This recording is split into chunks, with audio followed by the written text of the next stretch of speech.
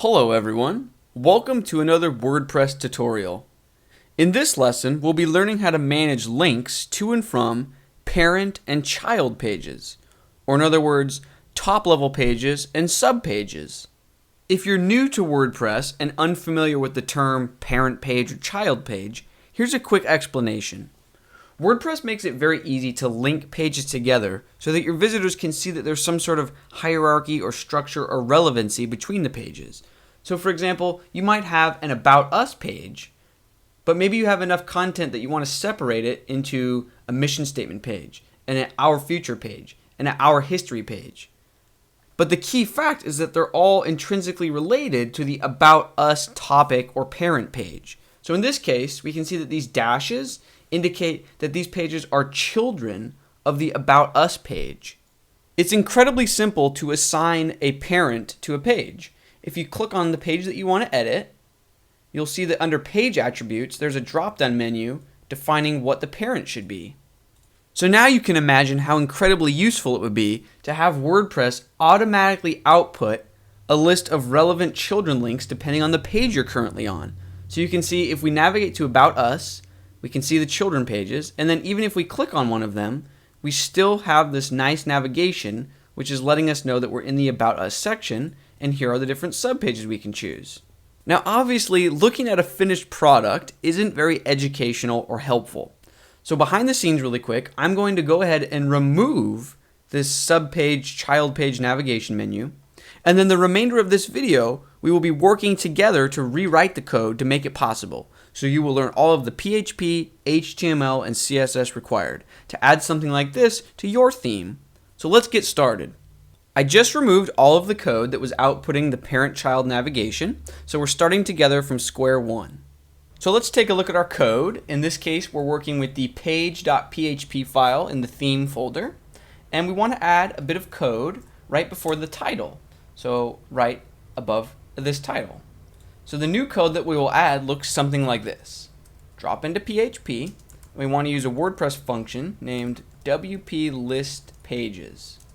If we refresh, we can see that a list of every page on the website is being output, which we do not want. We only want to output links to children pages relative to the current page that we're viewing. So right now we're viewing the About Us page. That means that really only these three links that I just highlighted should be showing. So we need to adjust the WP-list-pages function and give it a bit of options or parameters so that it understands to only show pages relative to the currently viewed page. So within this WP-list-pages function, we'll provide some options or parameters. We'll say args, which is pointing towards an array named args. So let's create that array. Args equals an array with a few options. For now, we only need one option.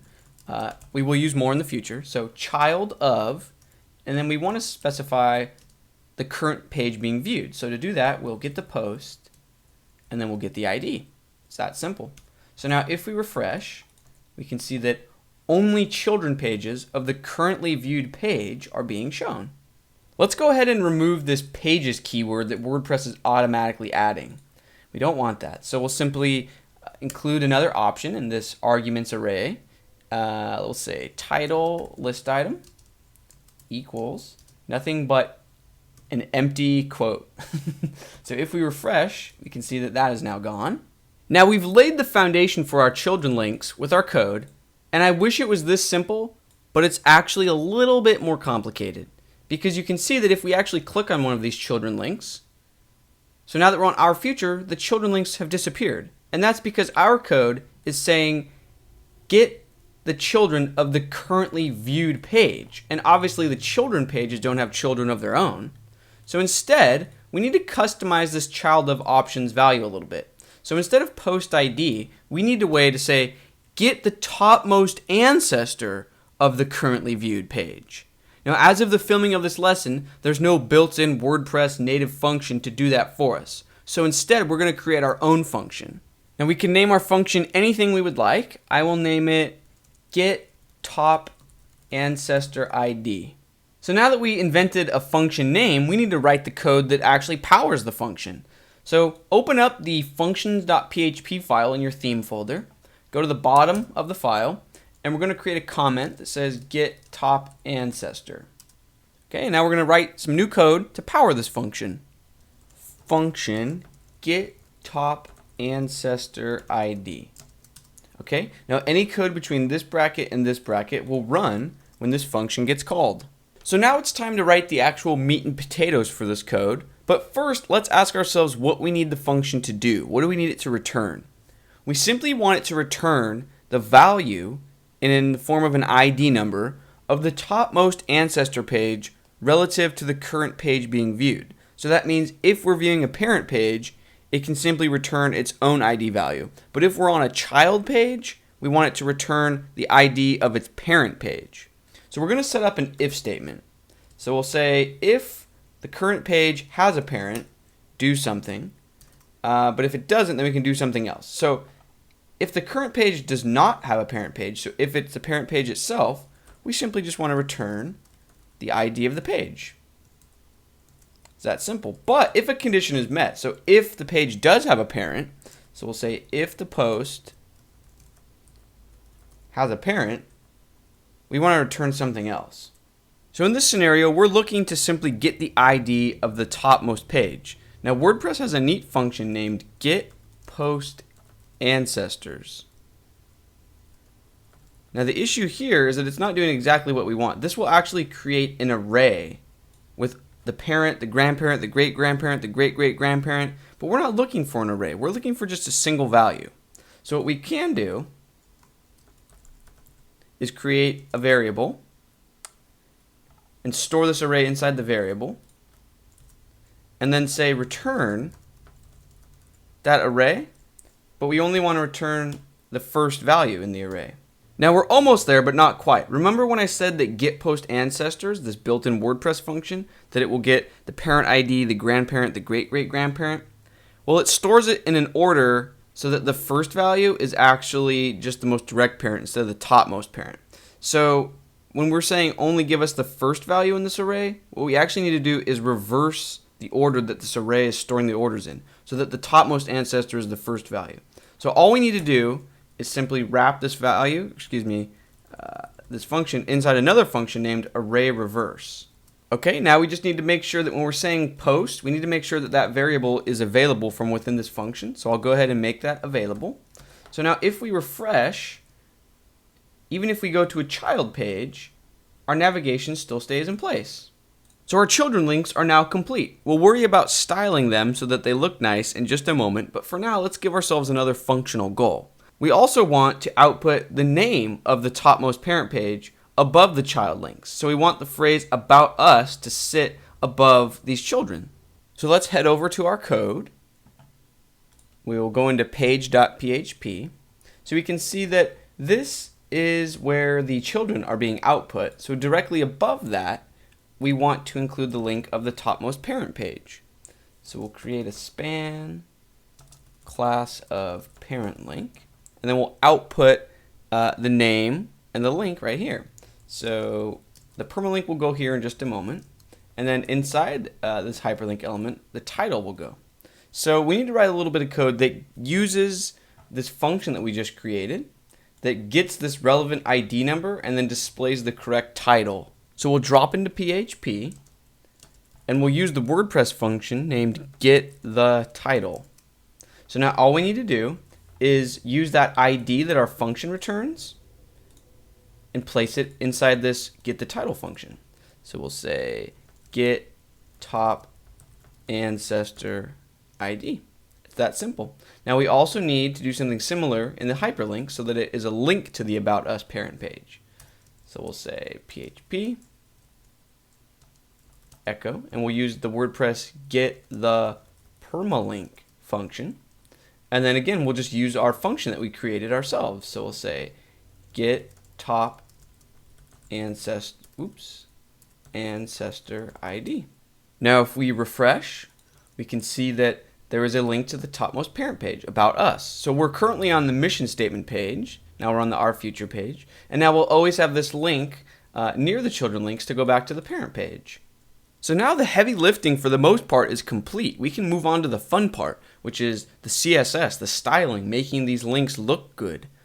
So let's clean up our markup a little bit. Let's clean up our HTML before we head directly into CSS.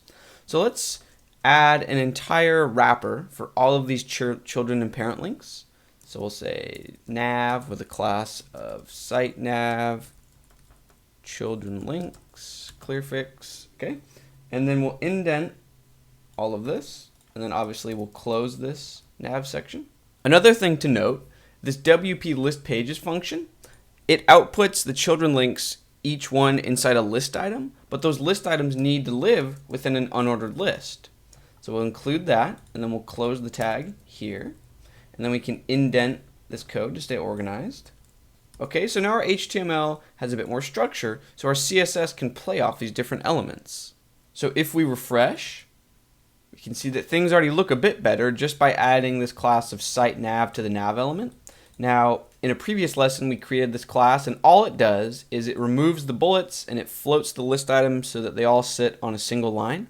But let's take things a step further and set up the styles that you saw in the very beginning of this video, where the links are spaced out, the About Us sits on the left, and then the current page gets underlined. So let's go ahead and set up all those styles. So let's hop over to our style.css file, scroll to the bottom, and we'll create a new comment, and we'll call it children links. Okay, so we'll start by creating some space around the children links so that it's not touching the content below it. And also let's make the font size a little bit smaller. So that already looks a little bit better. Now let's work on some of the spacing between each link. Children links, list item, margin right, 20 pixels. That already looks a lot better. Now let's adjust the styles so that About Us sits to the left of the children links.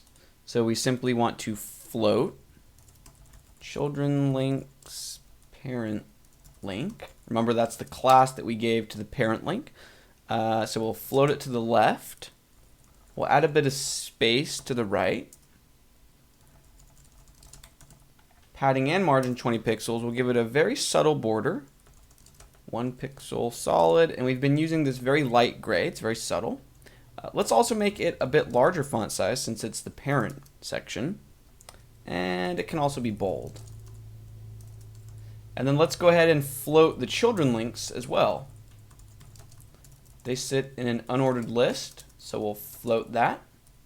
Okay, so now if we refresh, you can see that the layout is really starting to take shape. Let's give ourselves a few additional goals. Let's remove the underline from the links, and let's make the parent About Us link dark gray instead of blue. So to remove the underline, it's very simple.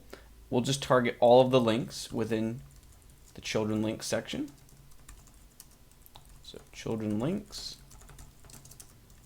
text decoration none. And then we also wanted to make the parent link use a dark gray instead of a blue.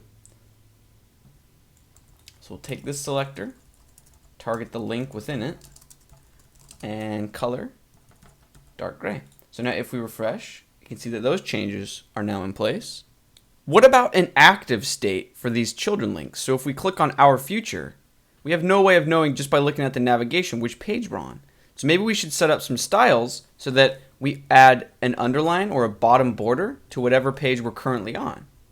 So if we hop over to our CSS, create a new selector, children links, current page item. So WordPress automatically adds a class of current page item to the list item, the LI, to the relevant page that you're currently on. So now we can simply say border bottom, 1 pixel light gray.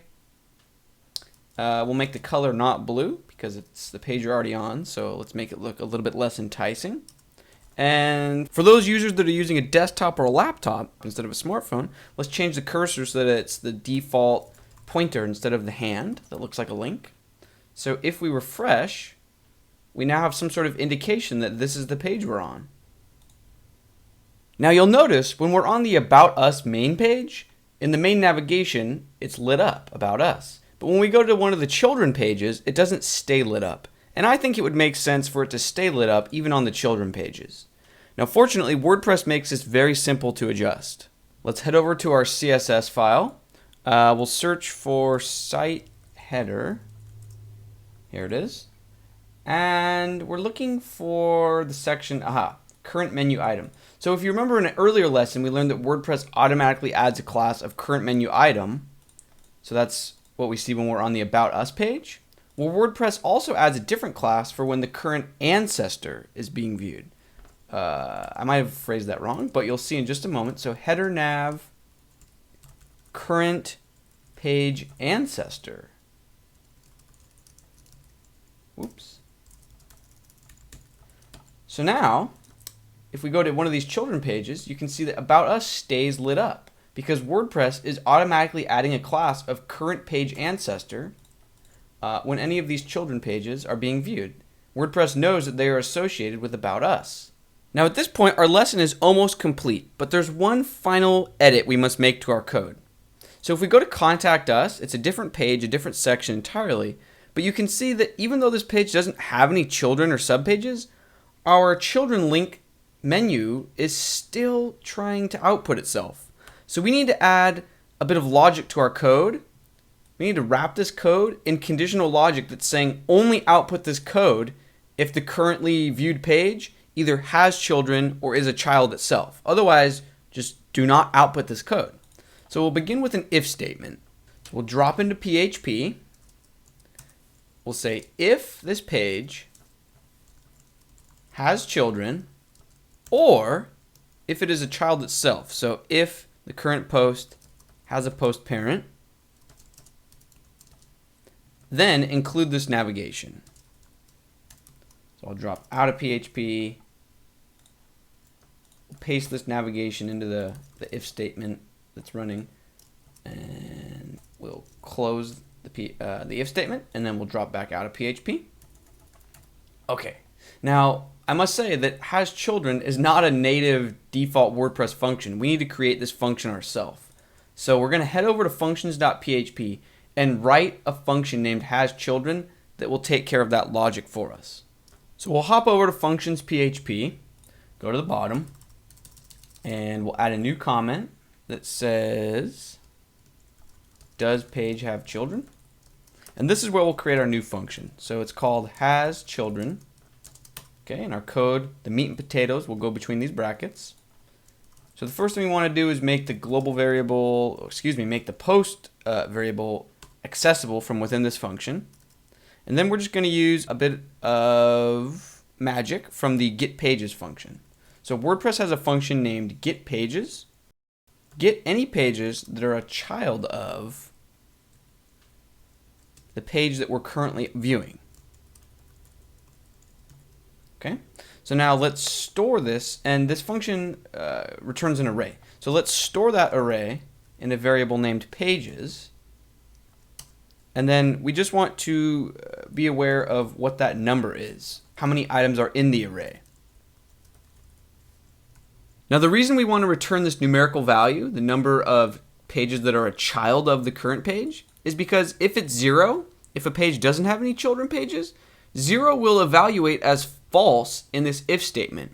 But if this function returns any number that's larger than 0, then it will evaluate as true, which will work really nicely for our if statement logic. Now, really quickly, just looking at this code, I'm realizing that we forgot to open the if statement bracket. So let's add that, and let's test out our function. So we can see that now that we're on the contact page, since it has no children, it's not outputting the menu any longer. But if we navigate to About Us, our menu is still in place. So that means we now have a fully functional parent-child menu, and it will only display on pages where it makes sense to display. So that concludes this lesson. To review, we learned about parent pages, child pages, and we learned a lot about PHP logic and how to create our own functions. So thank you very much for watching this lesson. I hope you feel like you learned something, and stay tuned for more web development and WordPress tutorials. Thanks. Bye.